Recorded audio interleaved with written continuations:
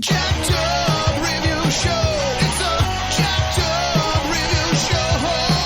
Jacked up review show. It's a jacked up review show.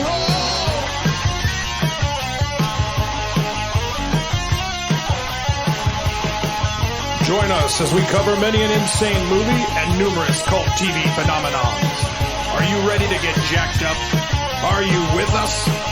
Then listen on.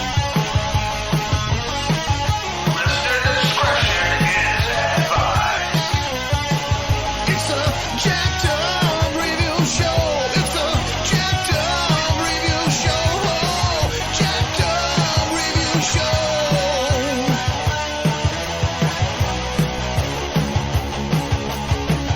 It's a jacked up review show.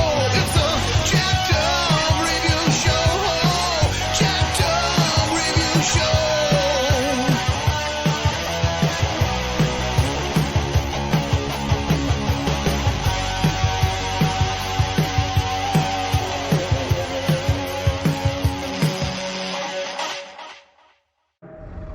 For centuries, immortals have moved silently among us, knowing that in the end there could be only one. But now, in this world, in this time, I don't care about the game. I don't care about the rules. a supernatural enemy has grown too strong for any immortal to face alone. He surrounded himself by immortals, loyal only to him.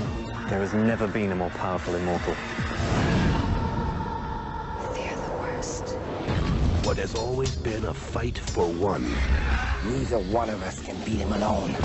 has now become a battle two must face You and Connor are like brothers. together.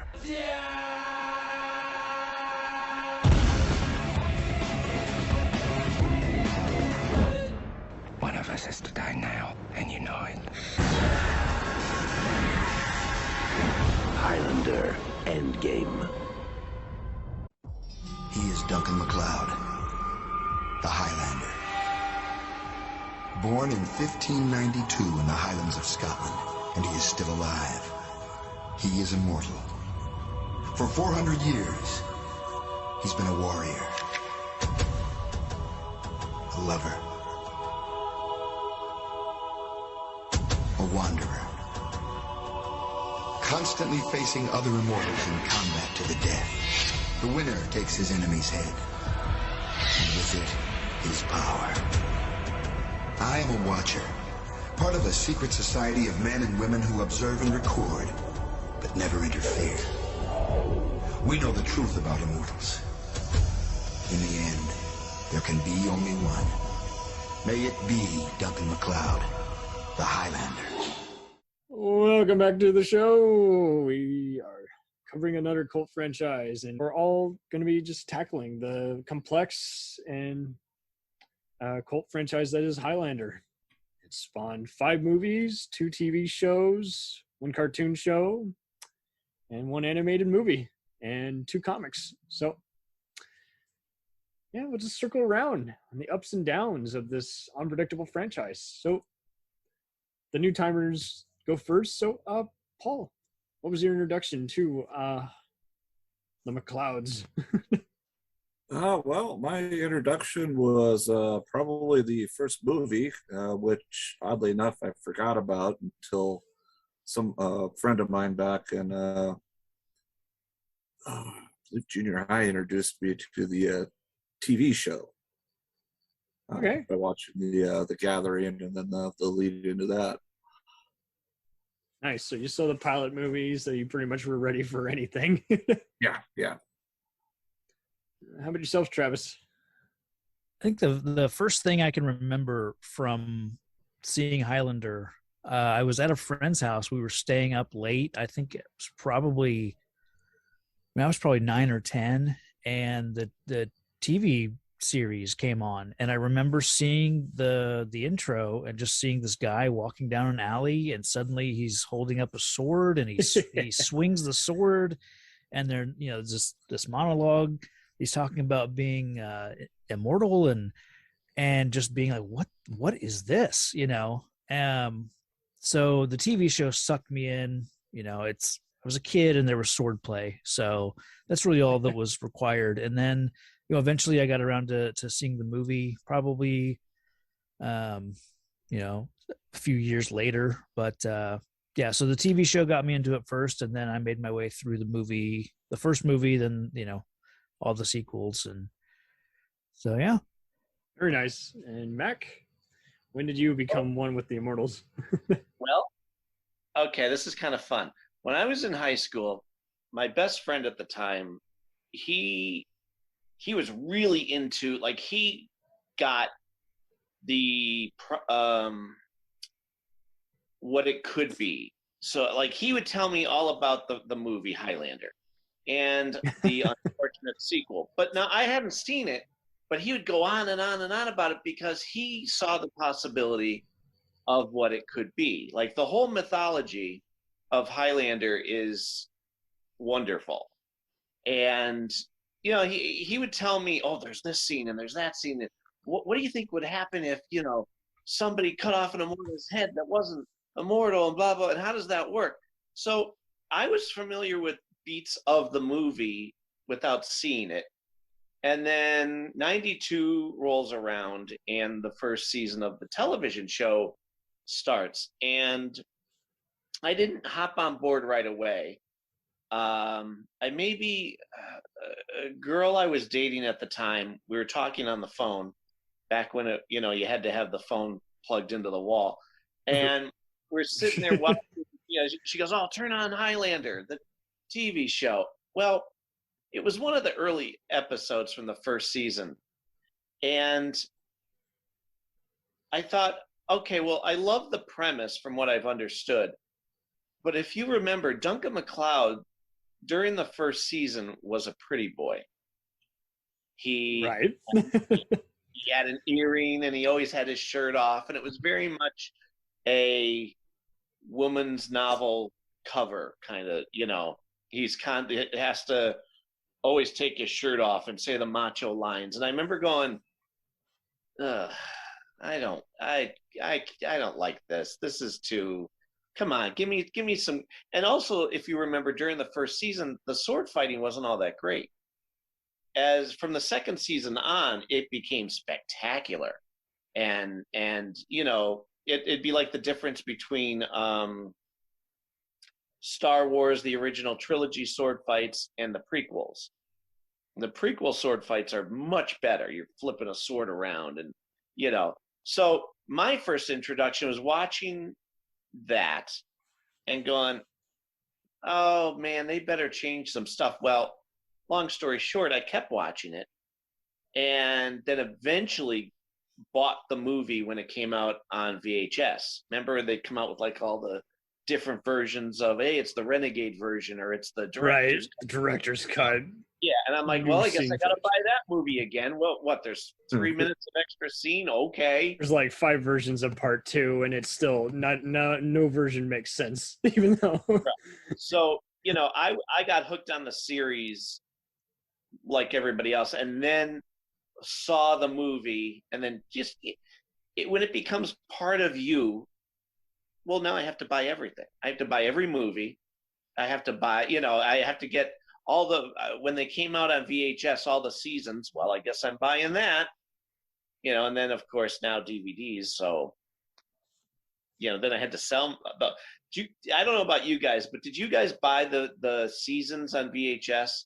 Because you would get like each volume filled out one long picture from the season. I didn't, but I was so tempted, and I saw those.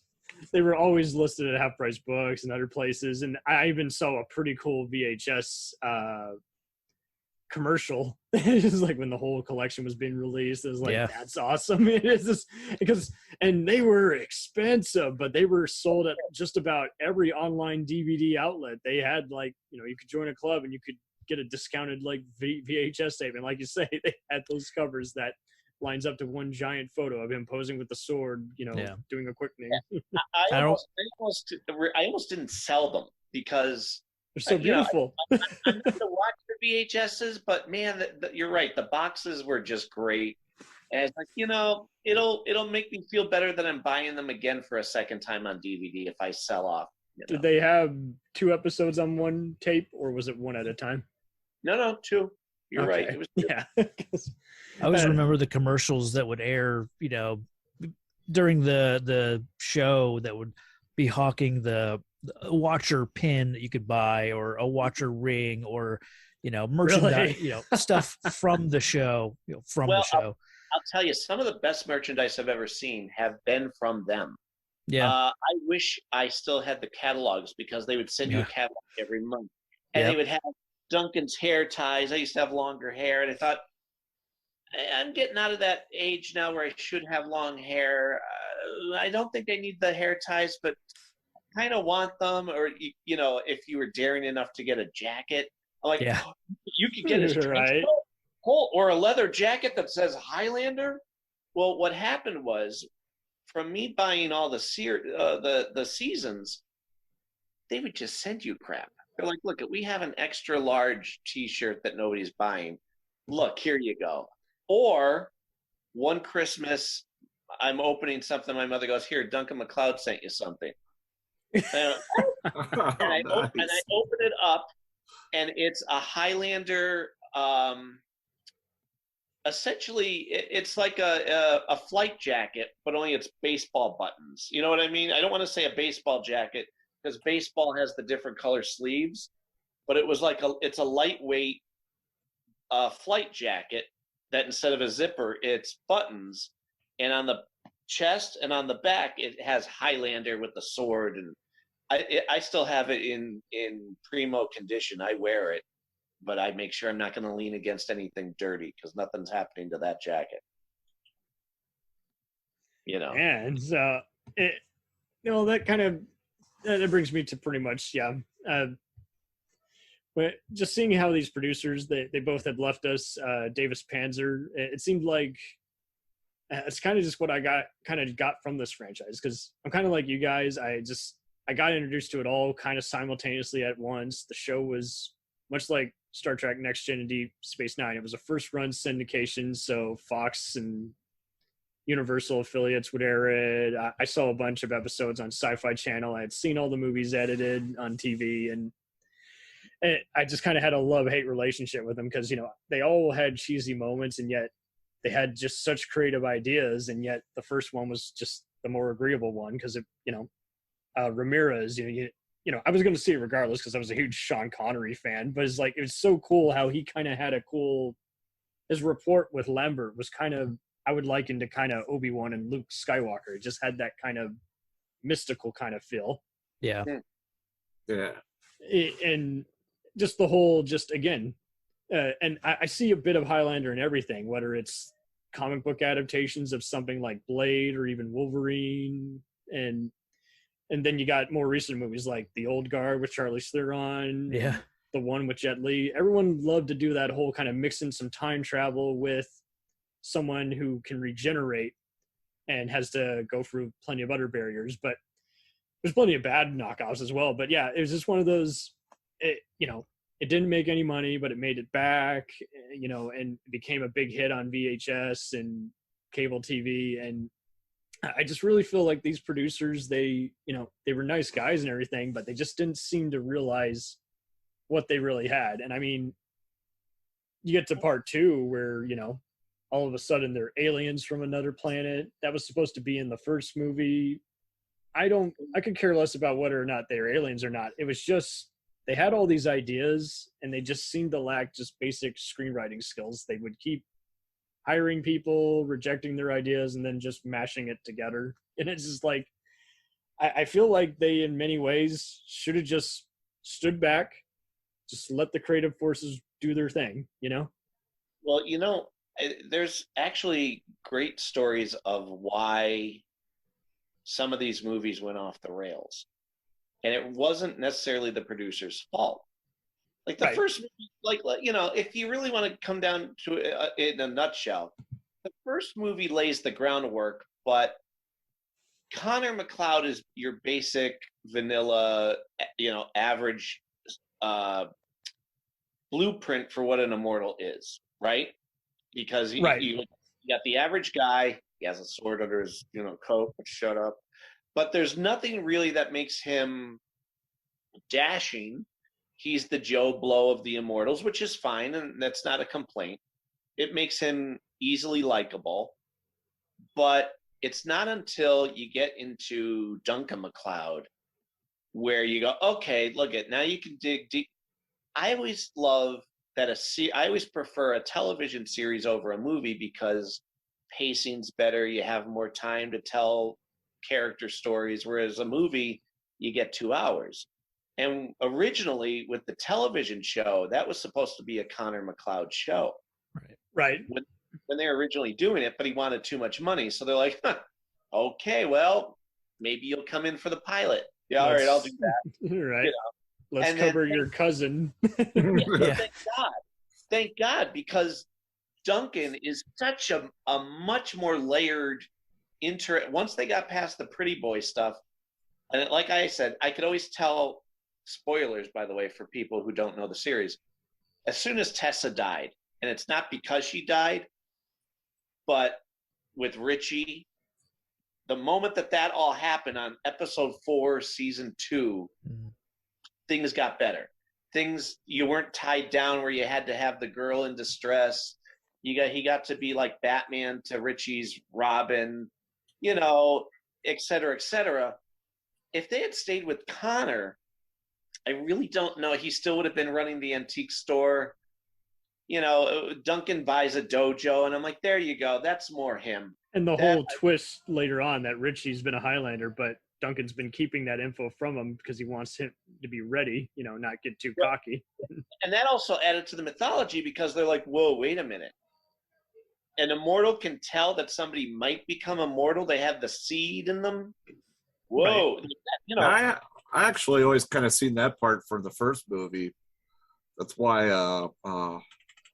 Kurgan? The Kurgan was always after MacLeod there. Yeah, that's such a good point because it seemed like, I mean, like again, you guys have pretty much gotten into the thick of it. Where again, there's just some stuff that's the show just was an instant sensation in and of itself without relying upon the movie formula because it was all about it just making use of its TV format, and there's a mystery, there's some supernatural stuff, and then then there's a cool kind of moral to the story where, Duncan tries to be the bigger man and gets himself into hard to figure out situations. And I mean, and sometimes he's wrong. I mean, there's a lot of times where he's a hypocrite.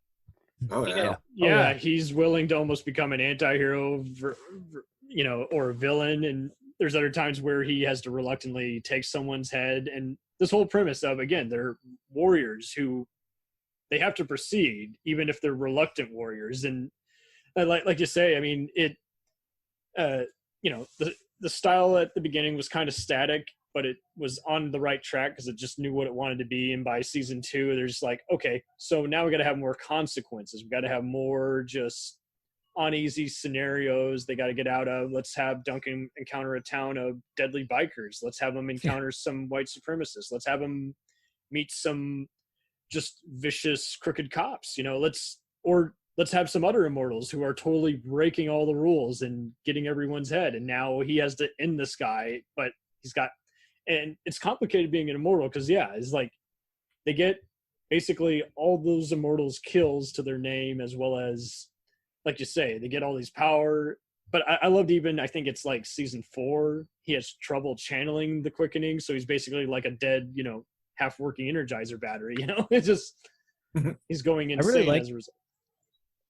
I really like in the first season that it's not just an immortal of the weak enemy. Sometimes it is just, I'm thinking of the episode's called Bad Day in Building A. Oh yeah, Andrew Divoff. He's just dealing with a hostage situation, and it's a lot of fun. Well, I just watched Revenge of the Sword today, and that's another one where there's not an immortal in sight. Yeah, no, not at all. It's great stuff, but I just watched it with my son, and I was like, look, you forget, like, if it's written well, you don't need another immortal.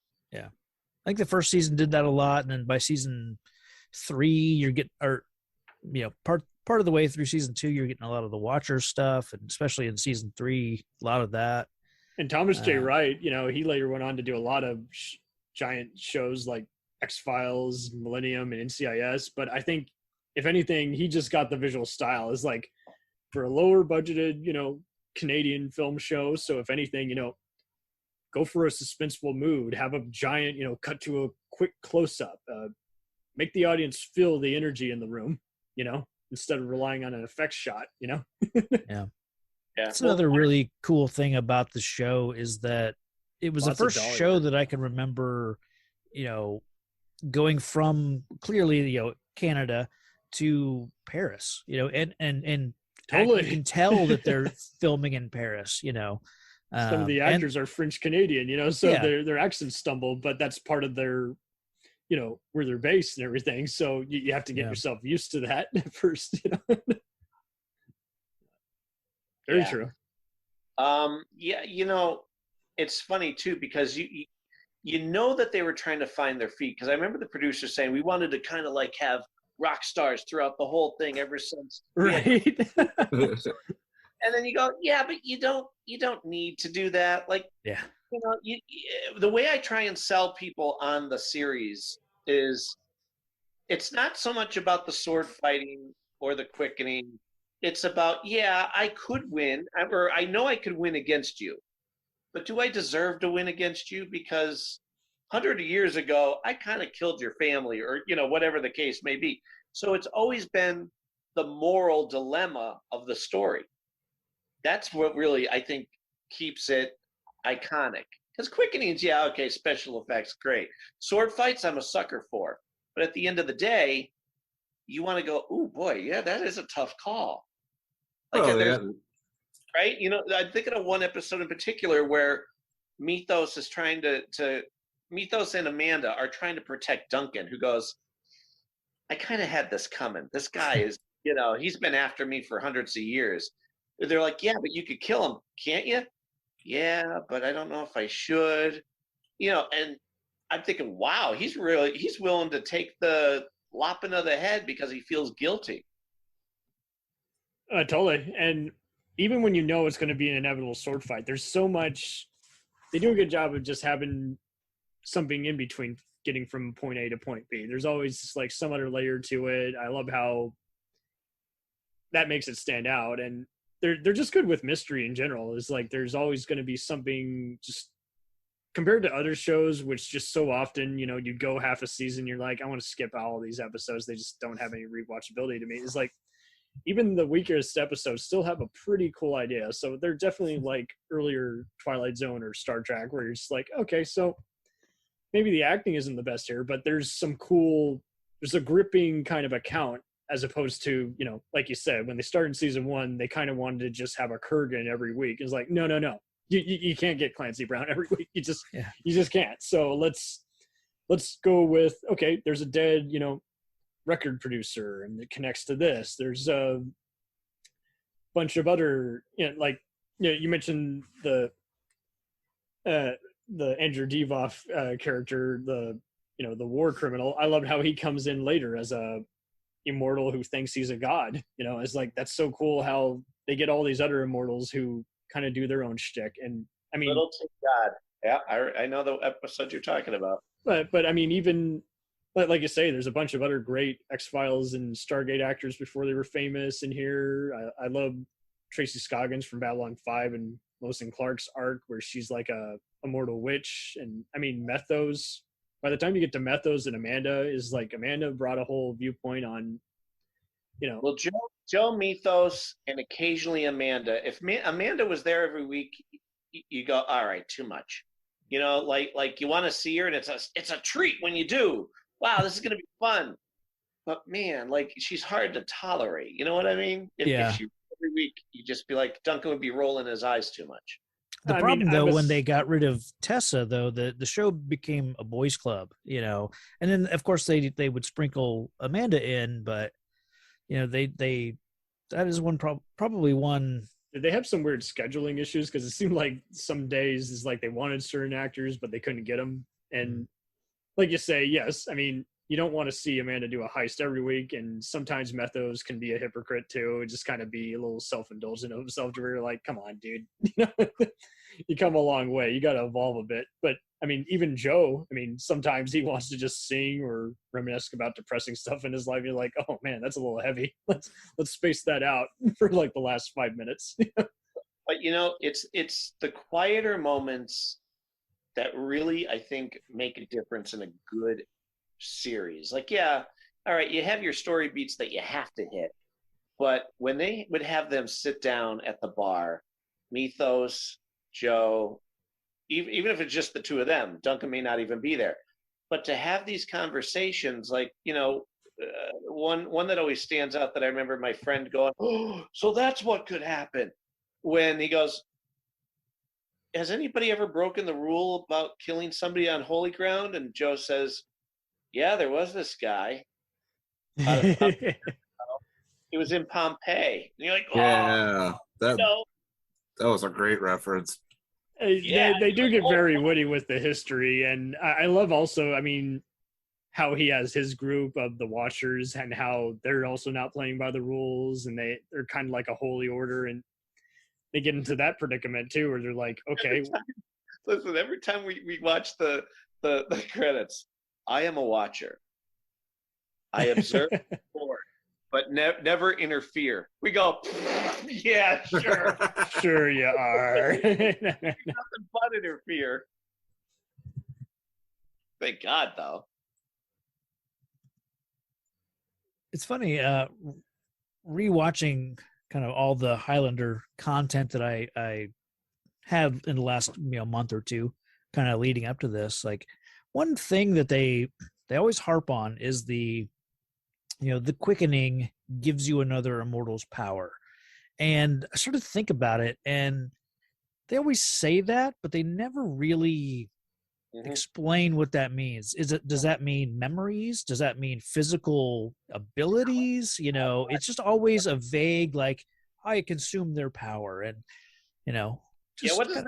You're right, because I always took it as, okay, your skills get a little better, I would guess, but you're right. They never did officially give us a definition. So there are times you go, oh, that's why, sure, because of that. Other times you go, well, that makes no sense then. But remember, I guess we can jump back and forth to the movies.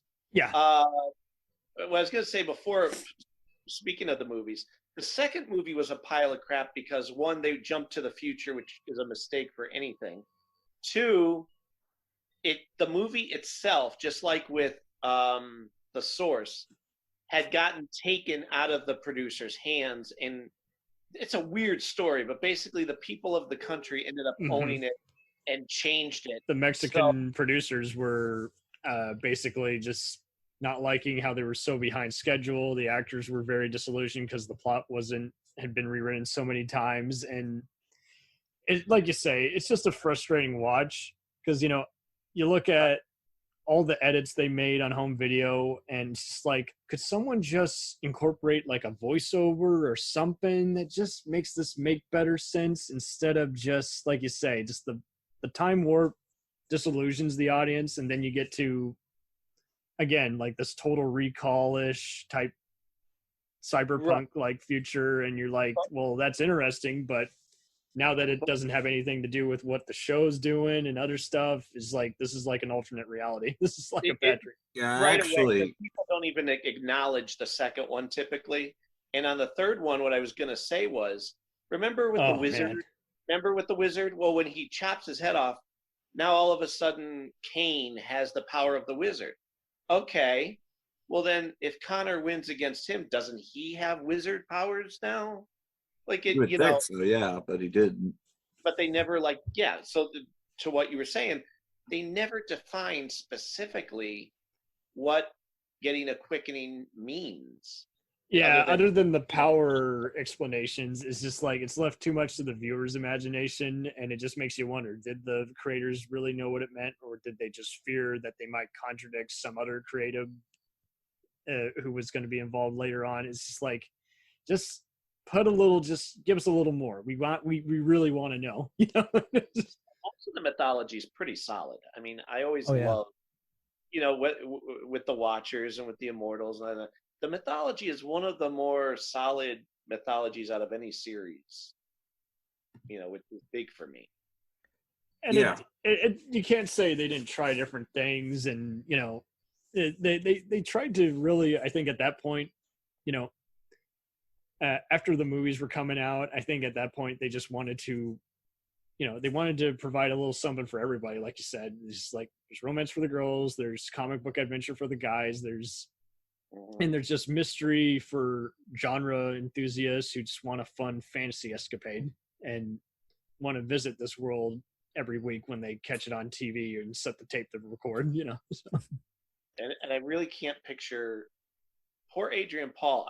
I love him. Anything I see him in, I typically enjoy, but he was made for that role. Like, I can't picture anybody else as Duncan MacLeod. He was a B-movie actor who just loved it. He's one of those guys that actually made sure he spoke up and said, look, I kind of want to have a say on this character. And they went, yeah, okay. Even with the sword fighting, he would chime in and go, I have ideas. Because he's studying martial arts. His karate instructor, martial arts instructor, was on the Revenge of the Sword episode I just saw and Endgame. He played. Really? Oh yeah, he was. Remember the gang of Immortals that were in Connor's apartment that fight Duncan all at the same time? Oh really? Okay, so he's one of those guys. Yep. His name's Vernon something, but he doesn't look like a Vernon.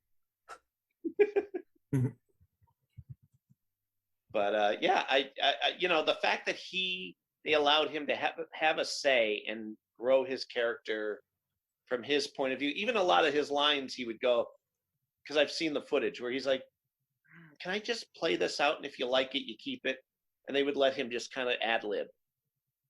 I think it's important when you have a long running show. Like, the actors do generally, they know their characters, sometimes better than the writers do. So yeah, I mean, it's always good to let your, and I'll give them credit. I mean, they were actor writing books that tied into the show around the same time it was on the air. So I mean, that's a pretty cool feat, because there were so many other franchises that were doing that and they just weren't making the book sales. So it just made you wonder, is like how many of them were abandoned scripts versus hiring some pretty talented writers to take on a pre-established material. But yeah, I mean, like you say, I mean, I definitely, so I'll allow you guys to rank this near the end, but yeah, it's like, what was your take on Endgame? I adore Endgame. For me, I mean, a lot of people that, if you're looking for pure connects to Highlander as far as the mythology and blah, blah, blah, blah, blah, blah, blah, you go, okay, so the first movie, obviously, other than the fact that you have to assume that somebody walked up to Connor afterwards and goes, that wasn't the final quickening, dude. As a matter of fact, Joe in the second season says to Duncan, oh yeah, here's look at the computer. There's your cousin Connor. He took down a big one, Kurgan. We didn't know if anybody was going to be able to stop him. He was a major player. And then they move on. So you go, there it is. They just corrected the movie. So a lot of people go, first movie, obviously the television series. The third movie's debatable, if depending on how much you want to nitpick. But then Endgame is a great wrap up to the television series, and then you quickly ignore the source, because the source never even made it to theater. I remember it came out on a Saturday. No, it was like a Friday night, so it was a Saturday morning at like 3:00 in the morning on the Sci-Fi Channel, because they couldn't get into the theater, because it was supposed to originally be a 3-movie trilogy. Really? Where Connor, Oh Methos, my God. Joe, did not know that. Connor, Methos, and Joe are on a search to find out where the heck Immortals finally come from. Where did it all start? Why are they foundlings? All of this. They were going to all of a sudden they can make women pregnant despite being immortal. Saying that doesn't happen. Yeah. And so they started to make this movie, and it was promised to be a trilogy. And then the same thing happened where it got taken out of the producer's hands, and they just went, you know what? stop what you have. We're going to piecemeal this together just to crap something out. And as you can tell, that's exactly what happened, because not even the sword fights were good. That chalky guy with the fast forwarding, what was that? Yeah. Like, you took all the soul out of what Highlander is. You should have seen it. I know it got like released like overseas in like Russia, and so some back in the early days of the internet in the 2000s, some people had a screener and they were like very unimpressed with it. They're like, just stick with in game and your VHS tapes. But my uncle was awaiting the premiere. I couldn't watch it because I had homework, but it's so funny.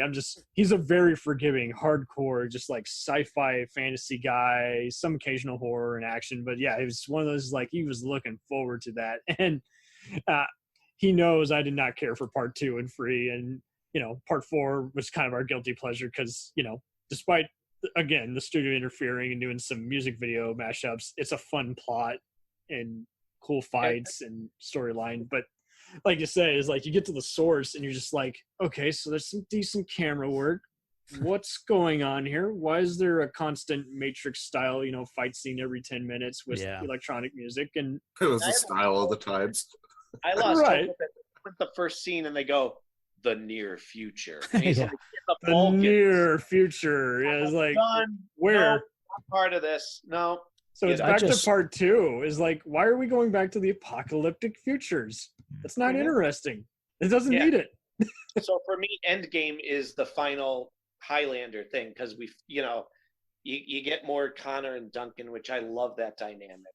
Yeah. And I'm sure you guys have seen the trailer of what it almost was. As much as I love Endgame, because they did fix it, where it goes right from the television series into that movie. Happy, everybody's happy, wrap it up, move on. When you see what the trailer was for what it was almost Highlander 2 all over again, with portals and doubles of the bad guys and breaking souls. And, it was terrible. If you guys haven't gone to YouTube and looked that up, by all means. Oh, that's bad. I didn't know that existed. Oh, it would have been terrible. Thank God they made.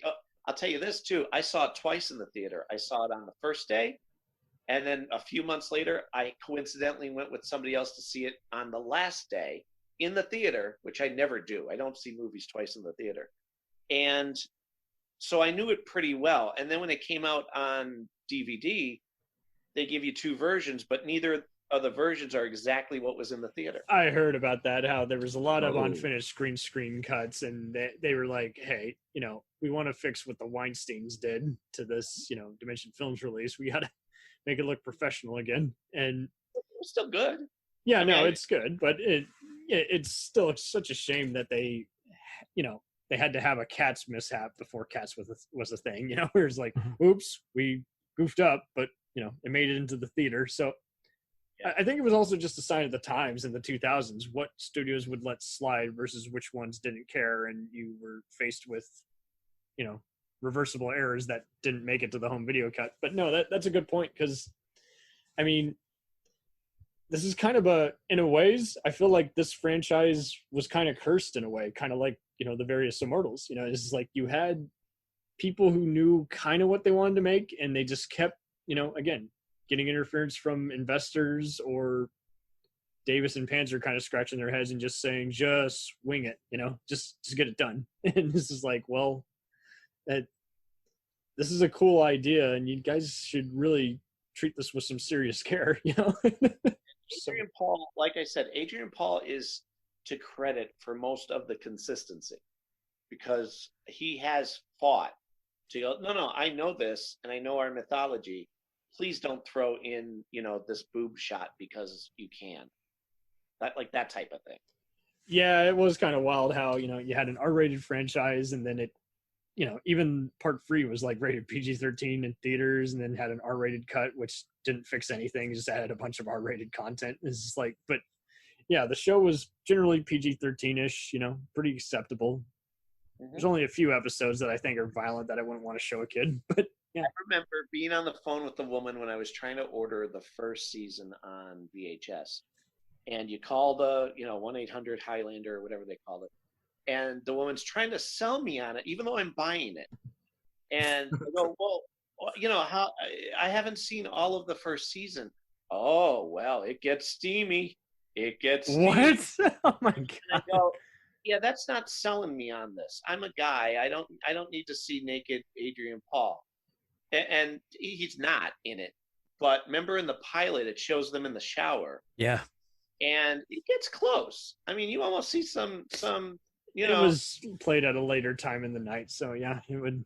Right, and then I just that always stuck with me because I'm like, lady, I'm buying this already. You don't have to try and trick me into like I don't, you know. Tell me more about the sword fights. Then you got me. I was actually always under the impression that the European versions of the show actually had some extended scenes where my pal Charlie claimed he went to a video store and he saw a lot of explicit content in whatever he rented. So I mean, there very well could be various. I mean, I know they did that with Battlestar Galactica. So I mean, it is what it is. Whatever you got to do to sell movies overseas, it happens. But it is kind of odd how the 90s were an interesting time where people were kind of caring less about what the movie was rated. You know, it's like, yeah. All of the Connor things, like I remember, you know, any of the Connor movies, like, here we go with the cliche, got to show them going at it in bed, there, and like, really, they don't hold back. I'm like, you're 3/4 through this movie. You don't need to do this to people. We're in. Yeah, and it doesn't add anything to the plot whatsoever. No. You're just like, I hope that. Well, that girl's pretty. I guess I'm going to see her boobs later. Okay. Yeah. And it's kind of wild how, you know, these guys decapitate each other and you can't show that on network TV. Yeah. But it actually makes it more suspenseful. Is like, because sometimes it happens by accident or you don't see Connor ambush him right away. You know, the guy's fighting some other, you know, immortal that he's interfering with. And is like, it always comes in at the last minute, or, you know, they would sometimes be invented with the finales, and you would always have the actors that got kind of a holy crap, you know, look on their face. They didn't expect to win the duel. So it was interesting and kind of just showing the competition and how, although like you say, early seasons, they do to kind of, those quickenings seem to go on almost for eternity. Oh yeah. Like, okay, I get it. He's electrocuted and everything around is exploding. Mountain Men, I think, when he's up in the woods and he kills Mark Singer, the Beastmaster of all people. Yeah. I remember that quickening goes for a long time. Yeah. Remember that? I'm gonna take your woman. Like, oh, dude, with the boy. Really? This is Deliverance territory. Let's not go there. Yeah. Right, exactly. But yeah, you know what? That was actually one of the better ones from the first season. Yeah. Right? It's very suspenseful because he's basically having to get his hands literally dirty. And, you know, he doesn't have his sword with him, and he's having to. He gets thrown off the cliff, and remember they showed him actually like healing, you know, mending himself back together. I'm like, oh, that's fun. Okay. It's a good episode. Yeah. Yeah. He's going to be mountain hiking, but you know, it's going to be a long haul. And that fall was fun. That lasted. That was a 5-hour recovery. It did not show you, but they imply. Well, I don't know about you guys, but for me, I was showing my wife Highlander before our kids were born, and then for years, like wherever we left off, let's say season 3, I'd already watched it 100 times. So now the kids come along, and last year we picked up from season 3 all the way through, and then watched Endgame. And you know, I'd shown them the first movie, other than the kissy scenes. But when we got to Endgame, like everything mattered. Like when you find out, again, spoilers for people, Richie's immortal. Whoa!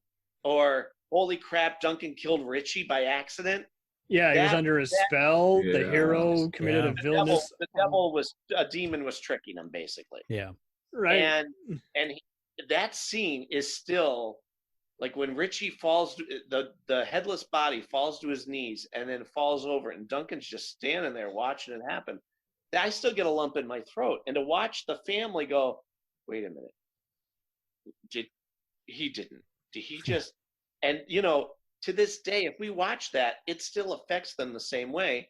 Same thing as with Endgame, where and it makes sense. I thought it was brilliant the way that Connor had to trick Duncan, who, by the way, Duncan is clearly the better fighter. Even though they tried in to all make fairness, Christopher Lambert was blind in real life, so I mean, right. But I mean, as the character goes, he never had any flair. He never, you know, he was the basic. Like I said, he was kind of a lesser Dolph Lundgren type, where he just kind of seemed to. He's perfectly acceptable in his period pieces and actual character dramas, but yeah, in action movies, he kind of just seemed to always be bored half the time, or just get junky one-liners. I'm talking about the character's sword fighting ability. Like Duncan, Duncan's spinning the sword upside down and can do all this martial arts stuff. Where I don't think Connor was a martial artist at all. No. So now I thought it was brilliant to have Connor trick Duncan and force him to fight because he knew neither of them could win against the bad guy, Jacob Kell. I can hear it in my head. And Bruce Payne was such a great villain. Yeah, I mean, perfect villain. Passenger 57. He did this werewolf movie with Mario Van Peebles from Part 3. That was fun. Yep. Full Eclipse. But yeah, it's like, so all these guys are. When they do this fight, you go, oh crap. Okay, Duncan's clearly going to win. But Duncan is in a position to win 3 times in that fight. And he goes, no, I'm not fighting you.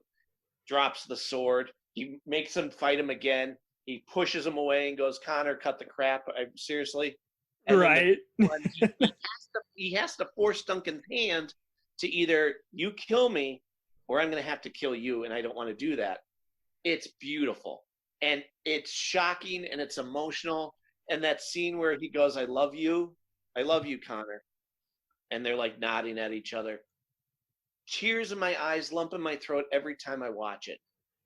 And it says a lot because, I mean, you know, it's a B-movie premise, and they're trying to give A-list performances and give it all it's got. And that's just it. You need actors who are cool with this kind of fantasy material. They're very good at adapting to this, you know, hard to describe kind of scenario and just be in the moment. And it really is interesting how, like you say, it has been able to be emotional to certain genre fans. You know, it wasn't just the, you know, sword play and, you know, popular kid in school. It wasn't even trying to be necessarily, you know, the #1 show on TV. It was trying to be a really fun, original idea. And it's tragic too. Like Duncan is like, oh crap, I have to chop my best friend's head off.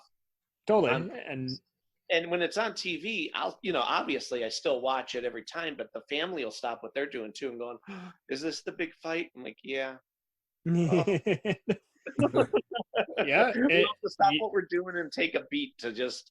And it's available everywhere on just about every streaming platform. It was on Prime for a while. It's still on Tubi and Plex. It's on the recently launched Peacock. So, you know, it's like it. But yeah, I'm surprised Heroes and Icons TV hasn't aired it. But occasionally, yeah, you know, you'll see some channel re-airing some reruns. And like you say, it is fun to kind of see which season it is, what intense episode it is that has this plot twist. And well, I have my favorites from the series, but yeah, definitely. And like you said, they're smart enough to not have just the villain of the week. Sometimes the villain got away. Like Xavier St. Cloud came back like 2 times. The recurring storylines really paid off. I mean, again, we can talk endlessly about Queen's soundtrack, which wasn't even available for the longest time until popular demand. But yeah, I mean, I love Roger Daltrey on this, you know, from the Who. Oh yeah. Fitzcairn's one of my favorite, like, and he doesn't get talked about enough. But I read that he was like at their final convention in like '98 when the series round, and he performed for fans. I'm like, that's gotta be awesome. That's gotta be. They even said that was their biggest regret was the fact that they killed him so soon. Yeah. Right. And they had to bring probably him back. Didn't realize how long, you know, how much longer they were going to go, because it was partway through season 3, I think. Mm-hmm. Yeah, like Babylon 5, they had message boards, so they got instant feedback. This was before Twitter and, you know, people sending fan mail and, you know. I had this thought this morning, just thinking about the creation of Highlander and just the mythology and everything. I have to wonder if it started out as Gregory Wyden wanting to do like a vampire show, but didn't want to do the the blood sucking, sucking on people's necks. Shortly after Forever Night, but before Buffy. Replace that with lightning powers and sword fights. Because the show, it really just kind of feels like, I mean, when you he even fights that one guy, Immortal, who thinks he's a vampire. Yeah. I think a lot of like when you say Immortal, I think a lot of people lump that in with vampire mythology, and it's interesting that this is kind of I think the gold standard in immortal mythology. And it's interesting how closely it kind of ties in with the vampire genre, I guess. Oh, totally. Well, originally it was supposed to be a one and done movie. He didn't think of it as a sequel or a series or anything. It was just here's my idea, one big fight. Because that's really, if you didn't know anything else, if there was only just the one movie, you'd go, all right, that was a one story. That's the only story you could tell. Okay, it was the final two, got it. And that was kind of his thing. And then next thing you know, people want more, and you go, oh. I'm not sure that's a good idea, yeah. But no, this is so cool that you guys are bringing that up, because, I mean, there's so many other cult franchises, like Evil Dead. Those were guys who, were goofing around in their backyard, getting injured, and making their own practical effects. Phantasm, same kind of thing. Someone had watched a bunch of Twilight Zone and decided, hey, I'm going to do my own thing where there's these evil aliens in body snatcher form. And it's cool that you mentioned that there, yeah, because, I mean, you see a lot. I think this really also just it inspired Canadian sci-fi shows in general too. Like there's the 4400. Did any of you either see First Wave?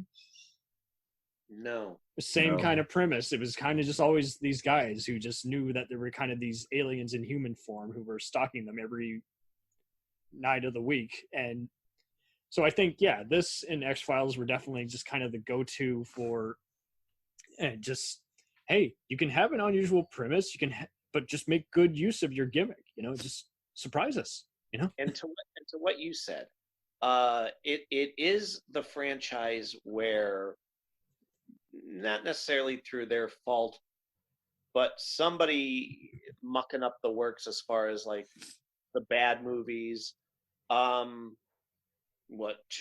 and The Source, and a lot of times people drop the ball because they don't have a mythology to work within. But with Highlander, you do. And so it's frustrating for us as fans to go, guys, it's right there. This is clear. You can't do this, but you can go this way. You can do this. You have a boundary to work within. Stop mucking it up. Don't go into the future. And I think that makes, if you want to say, the bad side of the franchise so frustrating to us. Yeah. 100%. There should not be a bad side to this. Like Sean Connery didn't want to do the second movie, but he came back because it was a paycheck. But no. You know why he did it? Because Christopher Lambert wanted him in it and called him up and said, "Look it, we're doing this. It's in the future. I don't know. It doesn't make any sense. But if you come on and do this with me, we'll get to hang out and have." Okay, yeah, all right, I'm there. Well, there was that too. But I mean, more or less, that says a lot though, because like he does his scene. It's great to see him back as the character. It's just frustrating because, like you say, it's like they're going around, taking out all these giant armored soldiers, and I love Virginia Madsen. Yeah, totally pulling a MacGyver, and Qui-Gon Jinn and Obi-Wan just going around fighting these unstoppable forces. But it's just frustrating because it doesn't make sense why he's come back in this timeline. And there was apparently like a rejected script that would connect it to the Kurgan, like Katana, played by Michael Ironside from ER and Starship Troopers. He was somehow connected to him, like he was like his brother or something. I'm like, that would have made way better sense. Why didn't you incorporate it, more of this backstory to the first movie? It's just could have, but I actually got an alternate take on all that. And oddly enough, for me, this aligns all the movies in the series in perfect continuity, as long as you ignore the source. Yeah, well, no, that makes sense because the source is like it feels like a fan film that was made by someone who didn't understand the mythology. It looks like a It's a fan good film. description of that one. Yeah. But anyway, how for me, and I didn't really come up with this a particular idea till Endgame, or really didn't finalize this idea here. But basically, what I came up with is first Highlander movie happened as it did, only other than the fact that Connor wasn't the only immortal after it was all said and done. So you got to ignore that part of it, which the series kind of fills that in later. And then basically Highlander 2, it happened, but yet it didn't happen. Connor basically got tired of things, went into the sanctuary. Right, I heard this too. And Highlander 2 is basically a dream sequence that happened to him. I've heard about that, and I've wondered. It's a fever dream, yeah. Now, I saw some trivia claiming that there's shots from this somewhere in the show. I just binged this whole show. There's apparently some B-roll of part 2 that makes its way into episodes. Are fans just remembering wrong? No. What they're referring to is during the credits when they showed the glass shatter. That's from the second movie. That's okay, shit. Well, so there you go. And I was like, it looked like it was from a different movie or earlier footage. And I'm like, I don't recall that being any of the movie. I think even the first season used clips of some of the Highland stuff, the Scotland kind of stuff. The flashbacks, like the airplane shots. Yeah. So there you go. And it's like, well, that makes sense. They were just starting out. They didn't think it would be on TV as long as it was. So then, like the third movie, the way that one fits in is I actually think that one takes place before Connor fights the Kurgan. Yeah, something like that. And I mean, I love how they even connect a bunch of other things. Like, I love how Methos later on says that he was familiar with Ramirez, and it makes sense. He's 900 years old, you know? That would have been interesting to see them together. It would have been great to get Sean Connery. He's like, hey. But yeah, wasn't he like he's like over 1,000 years old or something, wasn't he? Methos was like 5,000. Oh, well, and he had killed 10,000 people. So yeah, he has definitely. I mean, that's a reason he's kind of. He's just like the oldest living immortal or something. And he's like so humorous because at this point he kind of goes about life in a satirical kind of way. He's like, I shouldn't even be here. You know, I've done terrible things. I've done good things. I've done redemption, and now, you know, I just don't want to be a part of this game. But I don't want to die. I want to live, but yet. Again, I don't. Everything when I get close to, you know, wonders why I can't get injured. You know, they die in front of me. One of the things where Duncan's a big hypocrite is when he finds out that thousands of years ago, Methos was one of the 4 horsemen and had Cassandra as a slave. You know, all of that, and then Duncan's like, "Oh, I'm disgusted with you. Get away from me. We're not friends anymore." Oh, right. So back like less than 100 years ago, Duncan, you did some pretty crappy things. There's, you know, during your Scottish war days, you killed a family. So every war has war crimes, regardless of intent. So yeah, it is one of those where it's just like, but it's also kind of the same thing when Joe has something on his mind. You know, it's like. He's too proud of himself. He just can't say what is on his mind. And then, of course, they find out later on. It's like, you could have told me. It's like, yeah, but I was afraid. Well, did you guys read the comics? I want to read the comics. Should I read the comics? Okay. I never did. I've read them all, and I can give you a decent summary. Depending on who's writing it and depending on who was putting them out, it shows where they cared enough and the writer knew the show or the movies, and then you can see the writers who didn't give a rat's rear end. Because I'll give you the best story that I read, even though there's a mistake. It's a Connor Duncan team up, because a lot of the comics were Connor because they're trying to give you more Connor, like, you know, I don't know why, but sure. But they do this 1, 2, I think it's 3 or 4 part story where it shows Connor and Duncan back when Tessa was alive, and he's, you know, Duncan has Amanda there, I think. No, it wasn't Amanda. It was Connor with his wife from the first movie. And Oh yeah, Roxanne Hart. Yeah. Yeah.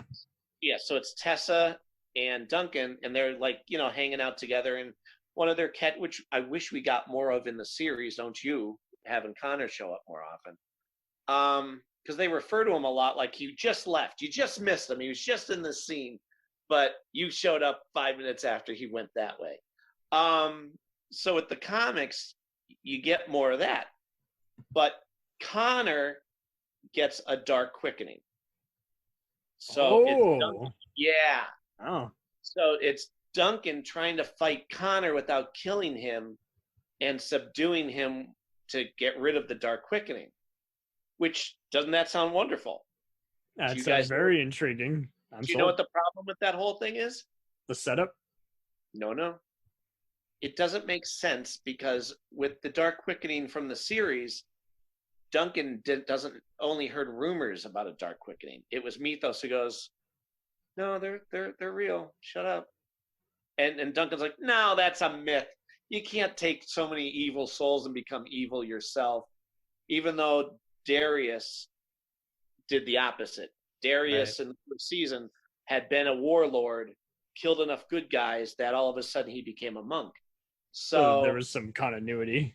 Yeah, Duncan's like, I guess it's possible. Well, if this takes place before Duncan's dark quickening, right? It wouldn't make sense because he that means he already knew about it. But ignore that fact. The art's great. The story's fantastic. Other than that little, I'll just assume he was being optimistic and foolhardy. Sure. And then there's the other stories are either meh, or there's one other Duncan one where they make the mistake of going in the near future.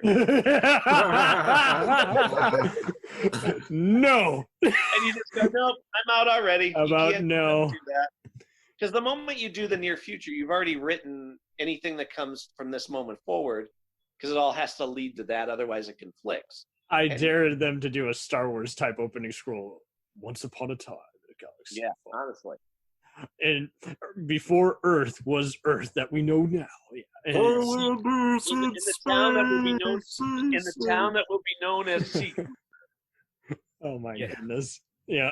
But I'm still all for them doing a good ongoing series.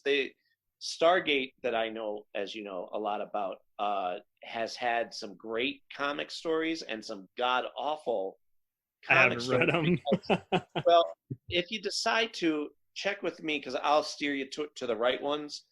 Because a lot of times I think what happens is the license goes to a comic book company and the people in charge of the franchise just go, great, and sign anything.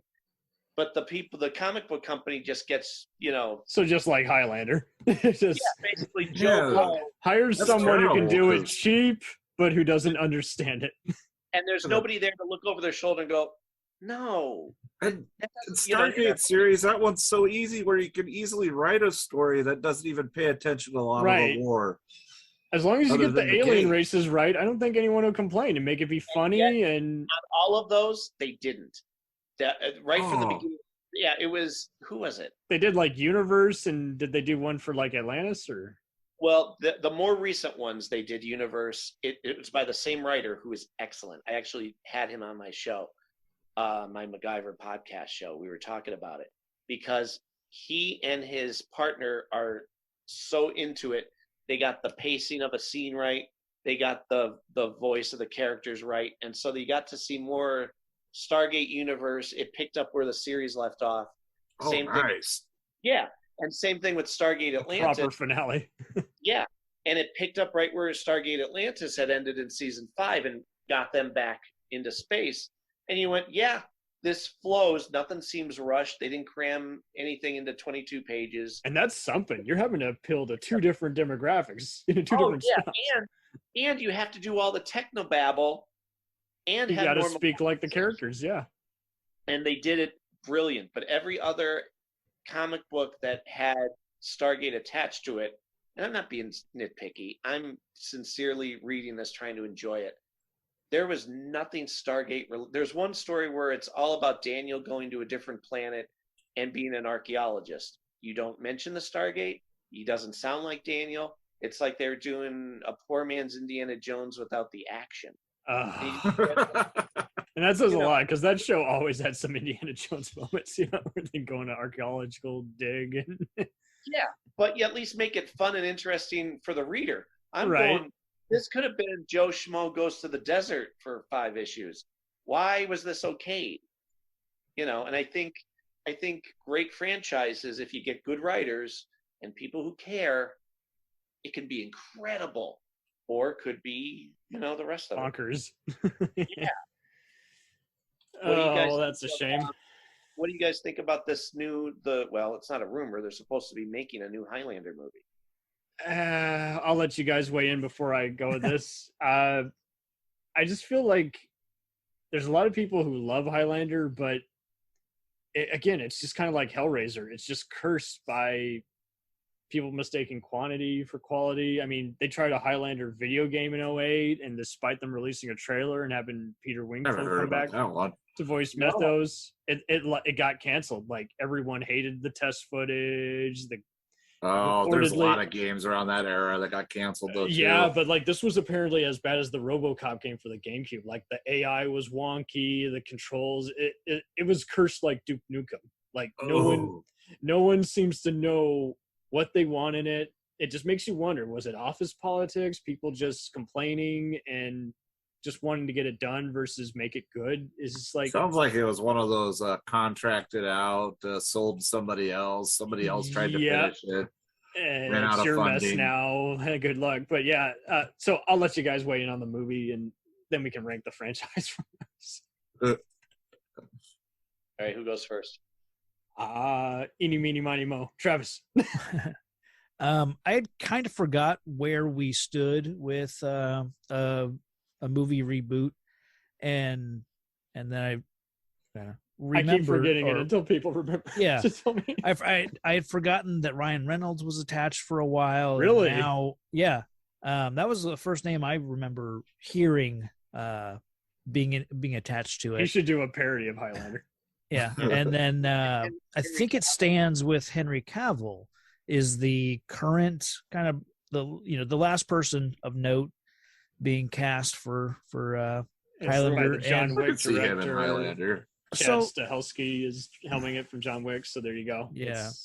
The problem with Henry Cavill is, like, I've already gotten 2 seasons of Witcher. Like, I kind of feel like I've had Henry Cavill's Highlander, and my take on a reboot is I kind of just rather they didn't. I think just leave it as it is, because I don't know that you're going to top it, really. I mean, for me, it's I really like the first movie, and I love the series, and I don't know. I don't think, at best it could probably be a dorky Scorpion King type movie. At worst, that's it could the be thing. like the Jason Momoa Conan, where you're just like, okay, good actor, but not much of a story to work with here. And it's kind of the same way I feel about the often threatened Crow reboot, with Jason Momoa, or that whoever. time they trolled the internet. They're like, we're gonna remake Die Hard. So I'd rather they just kind of leave Don't it. remake Die Hard, please. I love Die Hard. Don't do it. So Mac, you're genre buff, and I try to be with anything that I feel I'm going to have an opinion on. I really try to look at it from all sides. I try to take myself out of it, but then also look at it in a practical way. I wish for the best. I am with Travis. You've already reached honest to God, I think we can all agree the series was perfect. It was perfect. It's better than the movies. It's, it gave us more than what a 2-hour movie could do. So once you've gotten a Duncan MacLeod series, you go, okay, that was great. Unless they can recapture that, I don't see it succeeding. So first of all, rebooting things, I typically am not for unless it connects to the original material. You know what I mean? Like if you're gonna do 21 Jump Street. that if you're gonna do a random example. Well, most reboots are we can agree don't hit the mark. They're terrible. They hardly ever improve on what was before. And I'm afraid that, and I've seen photos of what it could possibly be, and everybody goes, God, no. I don't think the people who were going to make this reboot, it'd be one thing if one of the four of us did it. We understand things. We love the franchise. We understand the mythology.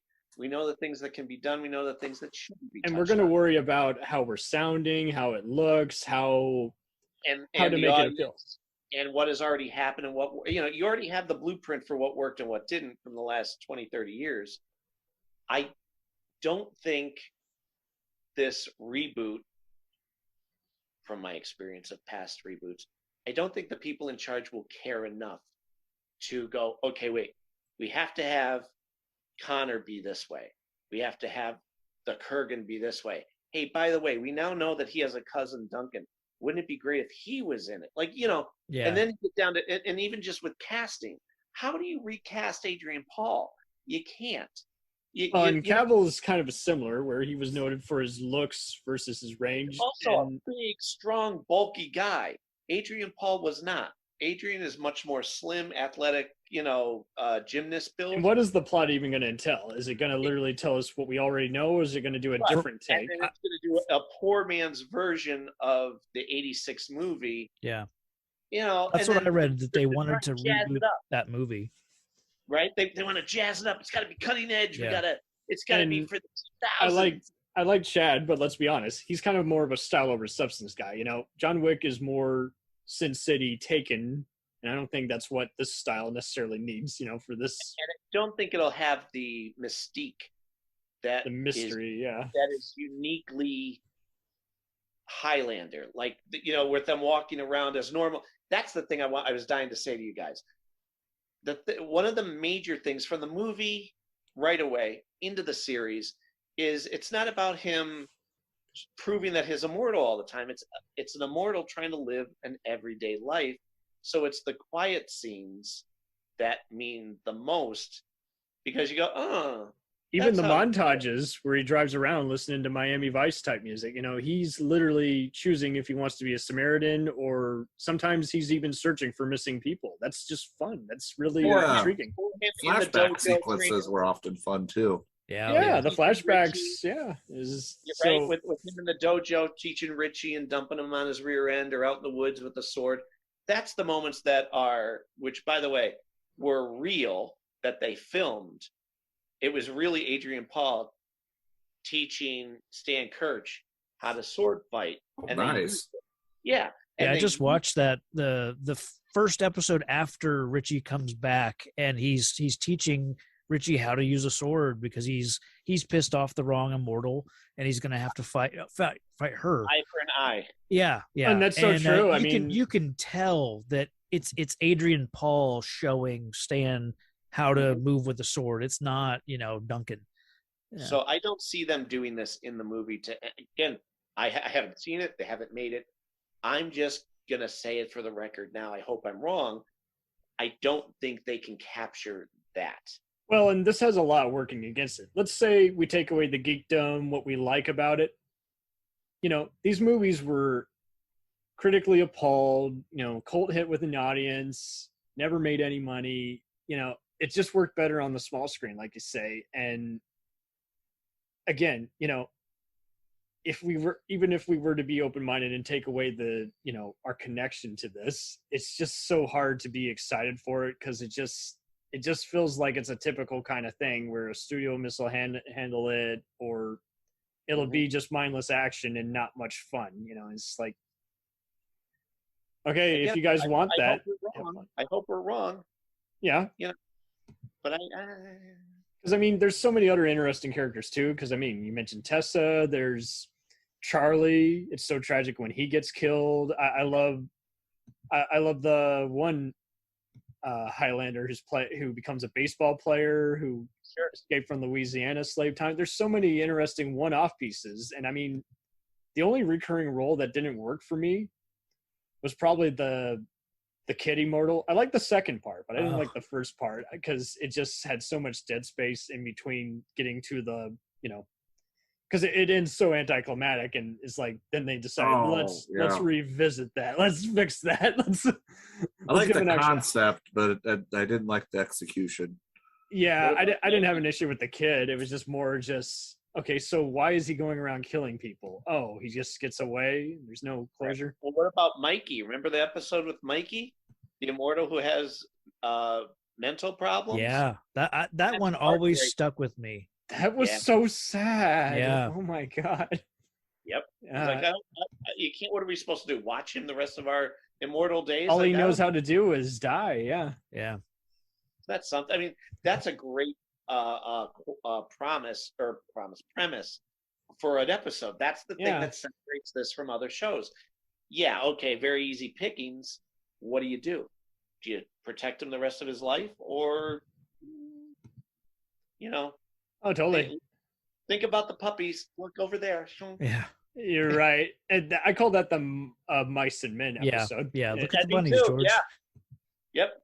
And no, that's a good mention. A fun fact: if you go to Tubi, you can actually find a season finale that they filmed. That was like a 2008 DVD.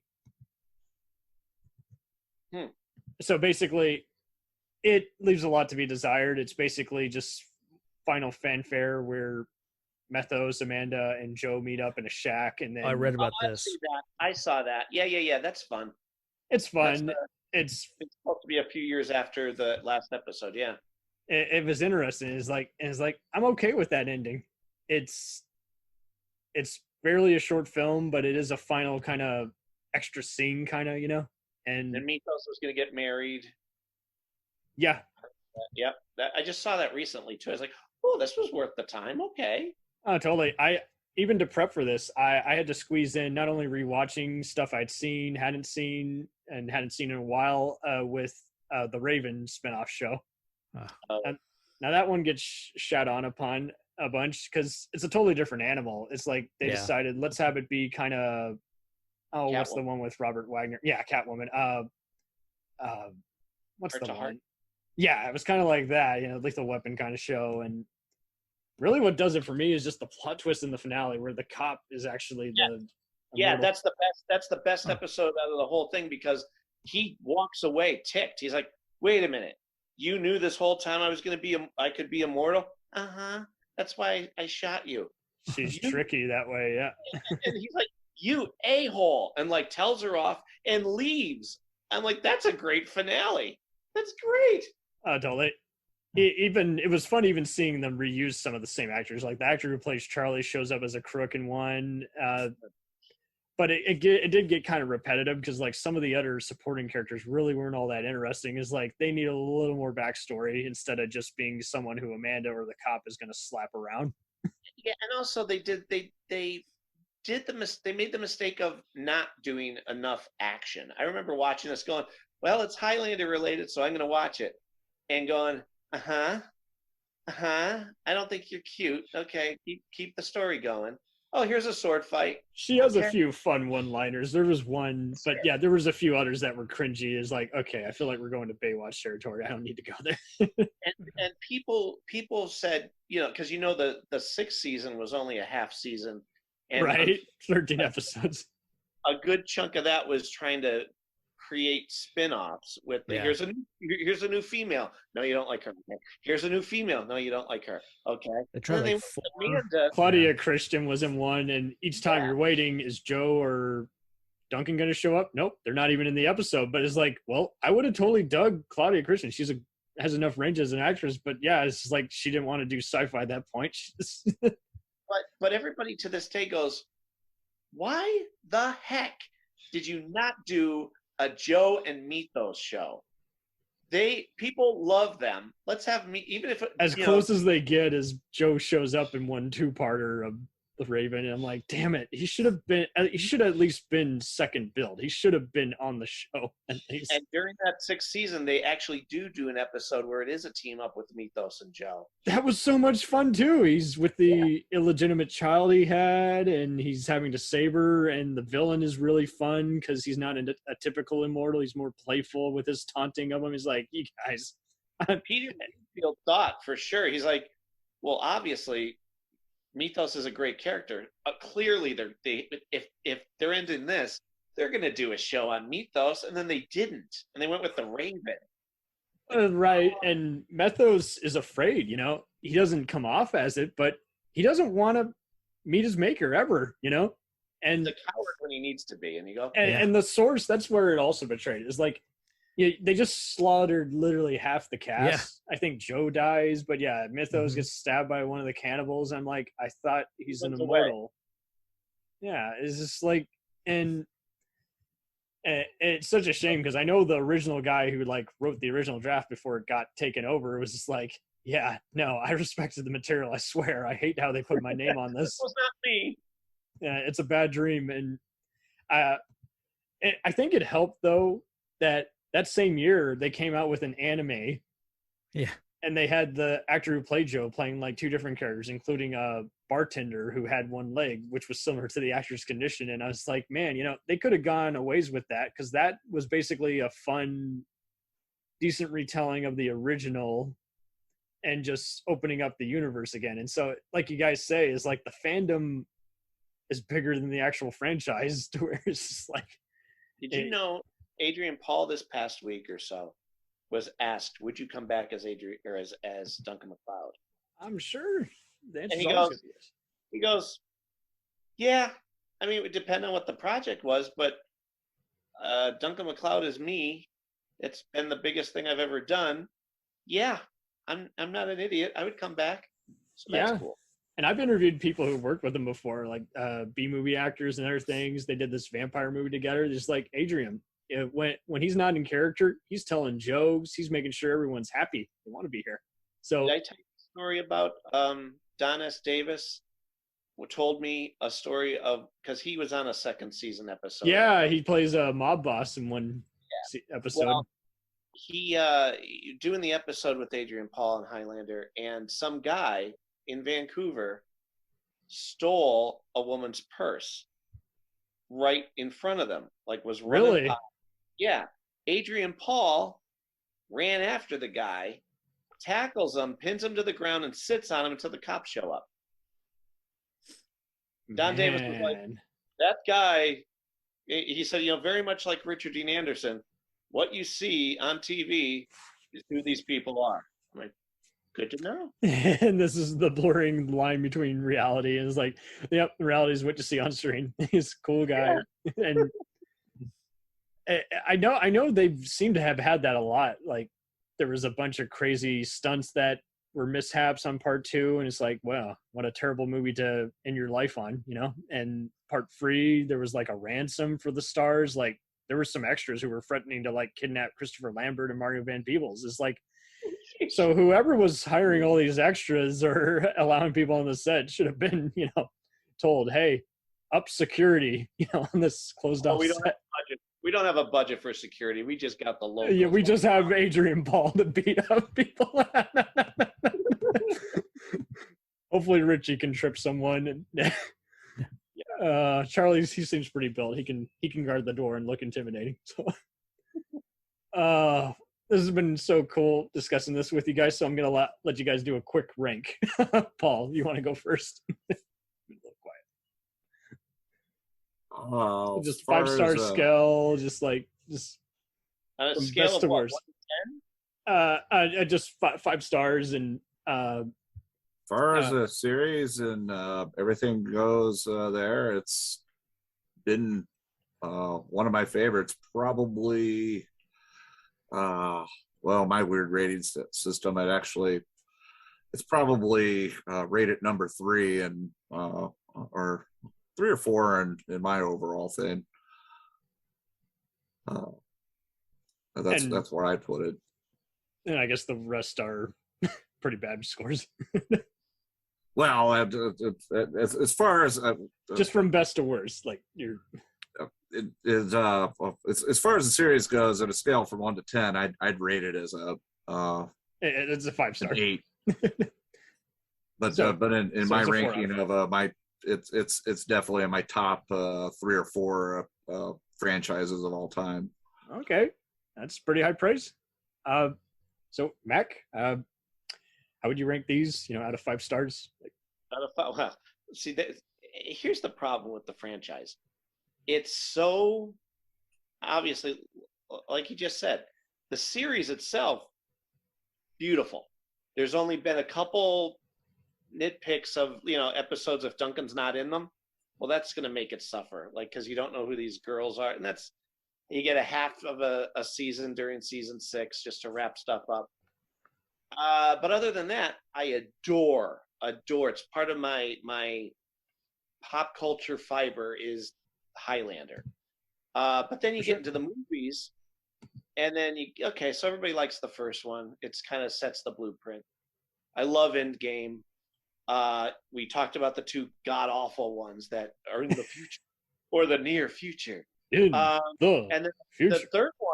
The third one is basically almost shot for shot, other than Wizards, a remake of the first one. They even have the bad guy Kane driving a car, torturing somebody who has to be in the car while he drives like a madman. Well, that feels like an exploitation, right? So, other than you have to look at it in segments. If you want me to give it an overall, it's 4 out of 5, and the only reason is because of those god awful movies that it wouldn't be a 5. Right. But if you're going to go with the series is as perfect as you're ever going to get the whole franchise. So totally, right? Yeah, essentially it. So Travis, take it away. Yeah, I think Mac nailed it there. As a whole, yeah, it's probably a 4. But yeah, that the series I put up there with shows that to me are nearly perfect, like Battlestar Galactica and Lost.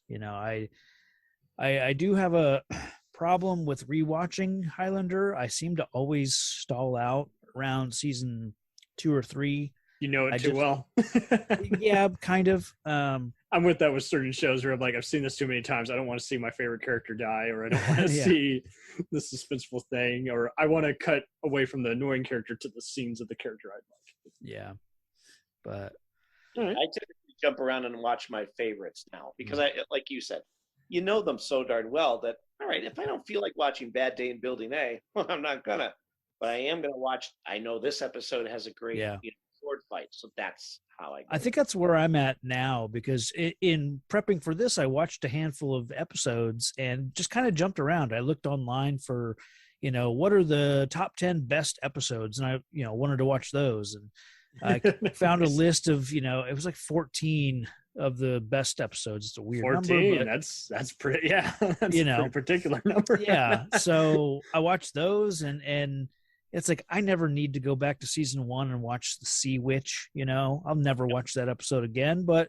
yeah, I'll watch, Eye for an Eye or I mean, Darkness, that's a great episode, Good. But yeah. Okay.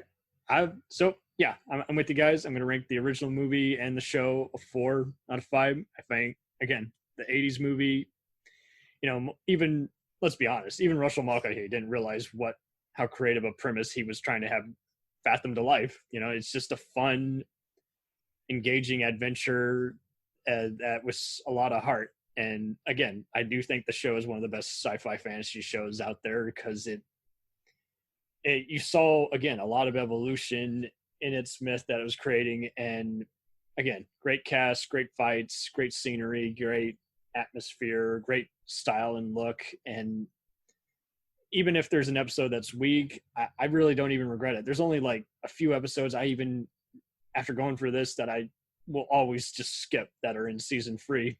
And they're only like 3 that I just can't stand. But yeah, the rest that are weak, I still find it's kind of like Star Trek and Twilight Zone. I find a cool idea that I just love, even though it had maybe a stilted guest star or some hammy just reveals. But yeah, and then you get to Endgame, the anime, and even the Raven. Those are 3 out of 5 for me. It's like, even though there's a lot of over editing and overdone music and everything, that's pretty much as much fun as I need to do in terms of expanding the storyline and seeing what happens next.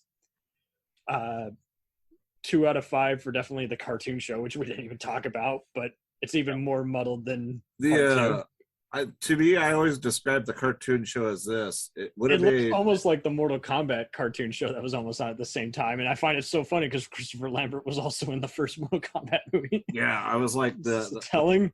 Is there a connection here between both universes? Is Raiden a Highlander? Sucked for Highlander, but I thought it would have been a perfect Final Fantasy cartoon. That's an interesting way. Now, so there you go. They should work in Highlander into Final Fantasy. That makes sense. I always put the Highlander cartoon show up there with like Defenders of the Earth. Like it just there had you that go. same kind of SWAT quality. Cats. Yeah. Then I'll tell you this, and this is kind of, if you look at the generation, I think you guys can agree, we are pretty much in the golden age of great pop culture shows and movies. Marvel has everything right. We're getting TV shows of Hawkeye and, Scarlet Witch and like, What If? We got a What If series. We are so blessed to have our heart's desire on so many pop culture shows. And it dawned on me. Do you know why that is? I'll tell you. This amazing show. It's because the people who are making these shows are our age. Yeah. These are the people that 20 years ago knew what could be done, but the special effects weren't there. They weren't the people in power. Well, now the people in power are you and I. In charge of programming, they're in charge of programming. They're in charge of like, look at the Star Wars show. What's his name? Who's in charge of all of those? Jon Favreau. Thank you, Jon Favreau. Thank God for him. He is giving us the Star Wars that we should have had for the last 30 years.